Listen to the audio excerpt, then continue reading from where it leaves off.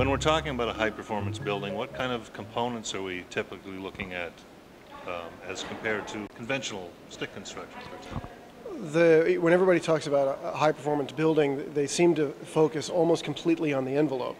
And the envelope is an absolutely crucial part of a high-performance building, but you've got to consider the structural systems, the foundation, the foundation and the earthworks, the mechanical systems, especially ventilation. All of those systems have to come along with it. If you do just the envelope only, you're kind of doing half the job and sometimes can get yourself into a lot of trouble. What kind of trouble?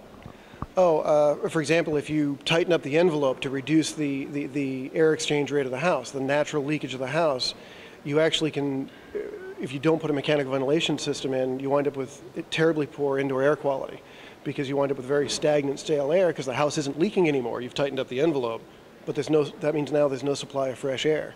So all high-performance buildings need mechanical ventilation of some sort, and for energy conservation reasons, ERVs and HRVs, energy recovery ventilators and heat recovery ventilators are the most common solution, and they work really well.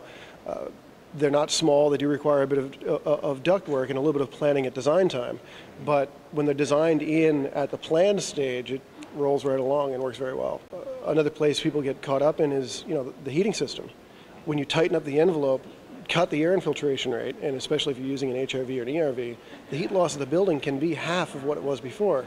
And it's really common for us to see greatly oversized heating systems that short cycle and are actually less reliable because they short cycle.